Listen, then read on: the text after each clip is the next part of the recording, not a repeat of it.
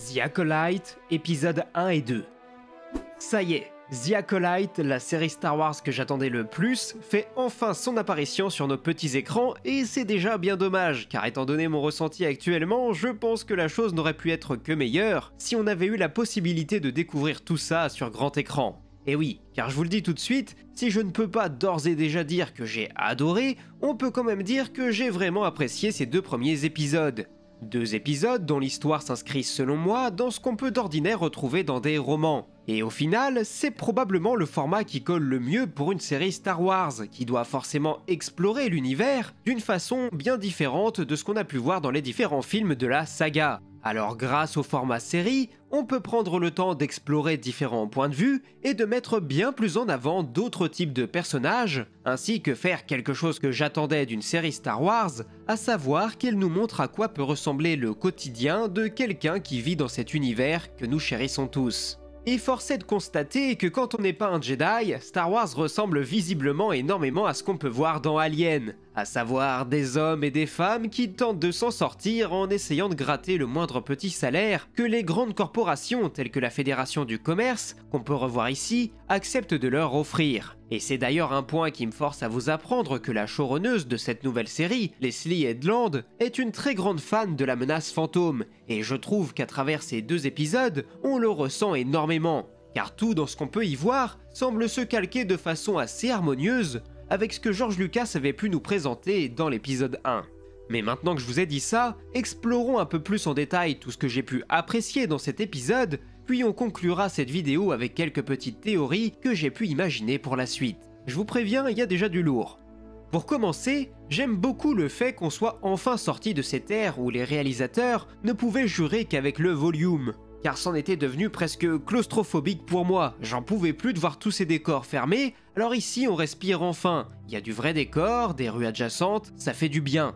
Et l'avantage de tout ça, c'est que ça permet d'avoir un décor sur plusieurs niveaux, comme on peut le voir dans la première cantina. Mais au-delà de ça, c'est surtout que ça permet d'avoir énormément de figurants, et ça c'est cool, car ça donne plus de vie à l'œuvre.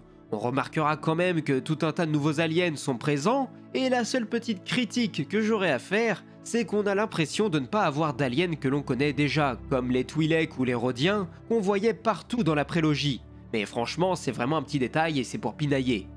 Et puis ensuite on arrive direct au giga plot twist, quelque chose que je m'étais dit en y réfléchissant un peu, mais que je n'arrivais pas à croire. Mais Carrie-Anne Moss, Trinity dans Matrix, est assassinée d'entrée de jeu. Alors ça, c'est une sacrée surprise, et franchement, c'est plutôt bien joué. Personne n'aurait pu s'attendre à ce que la figure de proue du casting puisse être tuée aussi rapidement. C'est vraiment malin, ils nous refont une Ned Stark avant l'heure. Bon après ça a quand même ses limites, étant donné qu'on n'a pas eu le temps de s'attacher au personnage, mais au moins ça a le mérite de surprendre, et je pense que dans les prochains épisodes, on devrait quand même en apprendre un peu plus sur elle. Et puis on va aussi revenir sur le fait que lorsqu'un personnage est touché mortellement, eh bien il meurt, tout simplement. Il n'est pas sauvé miraculeusement comme on avait trop pris l'habitude de le voir, que ce soit dans les séries Obi-Wan ou Ahsoka. Donc ça, c'est plutôt un bon point. Autre chose qui est bien, c'est qu'en mettant en scène tout un tas de Jedi, la série parvient à nous proposer un panel de personnages quand même très différents les uns des autres. Nous avons Maître Sol, qui est plus ou moins le Qui-Gon Jinn de la série, c'est celui qui va avoir tout notre capital sympathie. Nous avons aussi son apprenti, Jeki, qui est encore très procédurière, mais qui suit son chemin. Mais on peut voir qu'elle ne manque pas d'idées et d'entraînement pour mener à bien sa mission. Tandis que Yord Fandar, quant à lui, est un Jedi très propre sur soi, qui prend excessivement soin de son apparence, car visiblement il ne se concentre sûrement trop sur des aspects superficiels et pas sur les choses qui valent vraiment le coup. Et ce qui est intéressant, c'est qu'en à peine 2 épisodes, tous ces personnages ont leur petit moment d'évolution. Et franchement, quand on voit déjà ça, et ça devrait même être normal, mais je me sens respecté en tant que spectateur. Et puis ensuite, nous avons Vernestra Rouault, le personnage qui fait le lien avec les romans de la Haute République. Celle-ci est certainement le membre de l'Ordre Jedi le plus important que l'on aura le droit de voir dans cette saison 1, et son amitié avec Sol fait qu'elle est notre lien entre les personnages que l'aventure nous fait suivre et les grosses têtes de l'Ordre qui doivent prendre les décisions. J'ai vu certains se plaindre qu'on ne voit pas déjà le Conseil, alors qu'on le voyait régulièrement dans la prélogie, mais il ne faut pas oublier que dans les films, nous suivons l'histoire la plus importante. Or ici, c'est pas le cas. Cette affaire de meurtre est certes préoccupante, Mais ce n'est pas encore une affaire d'État, mais par contre ça risque de le devenir très vite. Et à ce moment-là, je pense qu'on pourra voir le conseil, mais j'imagine que ce n'arrivera pas avant au moins la saison 2, ou tout du moins pas avant la fin de cette saison, histoire que la showrunneuse puisse garder Yoda ou Yaddle sous le coude, en guise de fanservice. Mais pour l'heure, la série préfère logiquement se concentrer sur tous ces nouveaux personnages, et je pense que c'est un très bon choix. D'autant plus que tout le lore des Jedi est progressivement mis en place, et je trouve ça intéressant. On peut déjà voir que le temple est différent, mais aussi qu'il accueille énormément d'étrangers. On a beaucoup de figurants qui ne sont visiblement pas des Jedi. Donc déjà ça c'est intriguant, mais aussi peut-être un signe que l'ordre n'est pas encore complètement replié sur lui-même, comme c'est le cas dans la prélogie. Mais tout ça ne les empêche pas d'avoir des adversaires, car Vernestra nous informe qu'ils ont des ennemis politiques.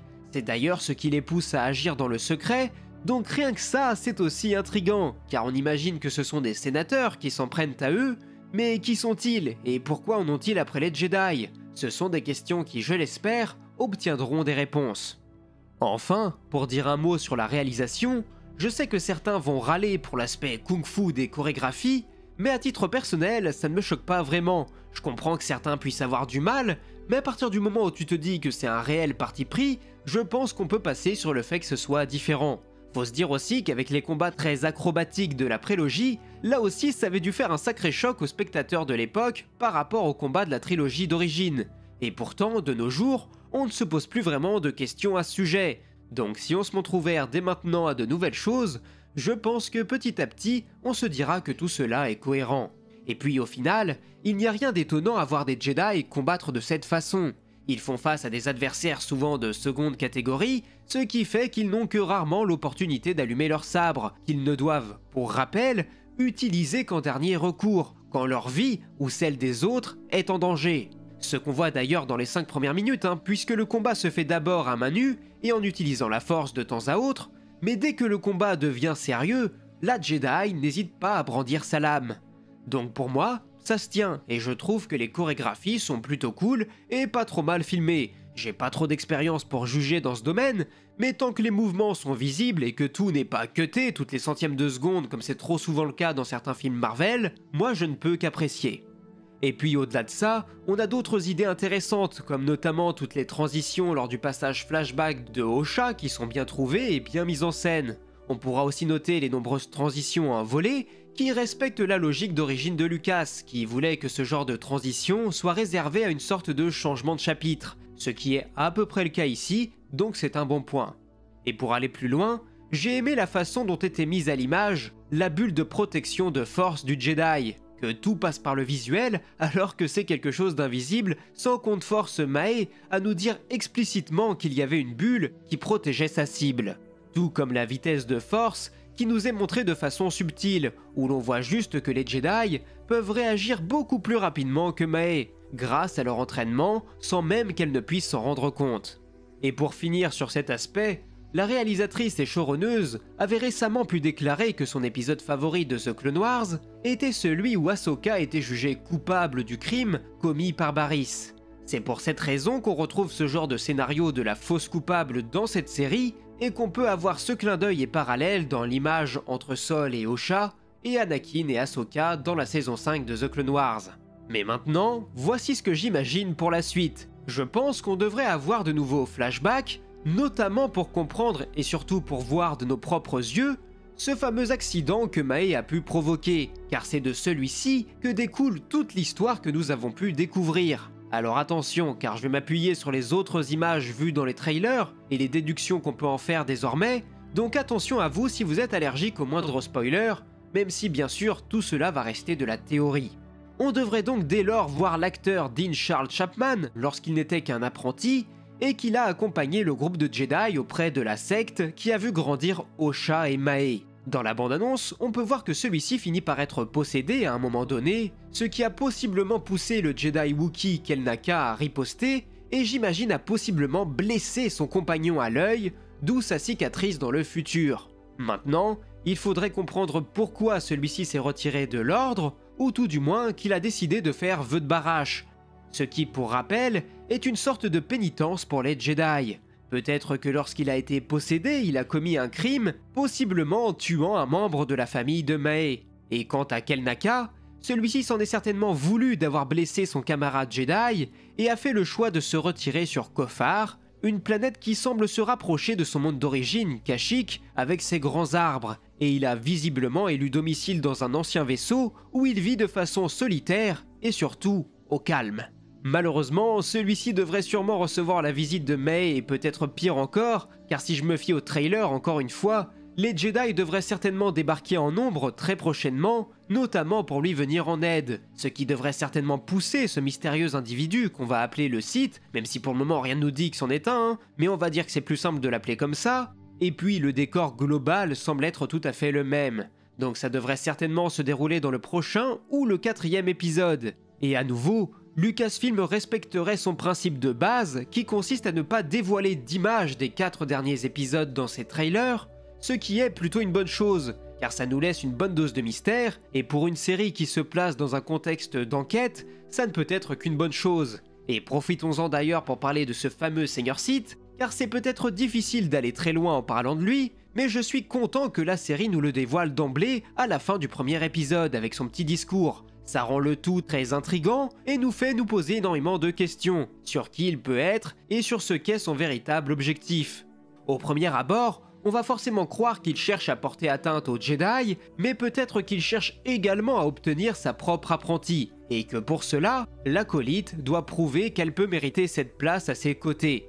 C'est donc pour cela, j'imagine, que Mae cherche à éliminer ces 4 Jedi, mais je me demande aussi pourquoi il lui aurait donné ce challenge d'essayer de ne pas utiliser d'armes. Est-ce que c'est pour prouver de quoi elle est capable? Ou allons plus loin encore, est-ce que c'est pour nous rappeler qu'étant donné leur sous-nombre évident, les Sith ne peuvent pas se permettre d'éliminer tous les Jedi à armes égales, et qu'ils doivent donc avoir recours à tous les moyens à leur disposition pour en venir à bout.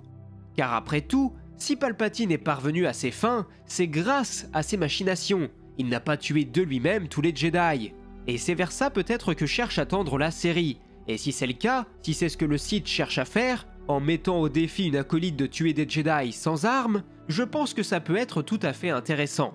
Après, je me pose quand même énormément de questions, notamment concernant Kimir. Il est très proche de Mae et a visiblement déjà été en contact avec celui qu'il nomme le maître. Donc reste à voir quel est son véritable rôle, car il sait se battre lui aussi, donc je pense qu'il nous cache des choses.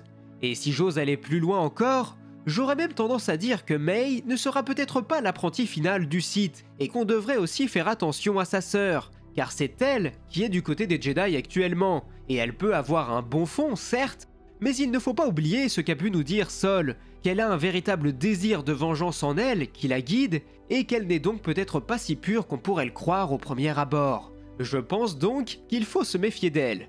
Et par là même, étant donné la période, et qu'on est plus ou moins autour de l'ère de Plagueis ou de son maître Tenebrous, du moins dans le Legends, est-ce qu'on devrait pas déjà essayer de se préparer mentalement à ce que l'acolyte, qui deviendrait plus tard l'apprenti, puisse prendre l'un de ces noms Sith, pour au final ne pas être une copie exacte du Legends?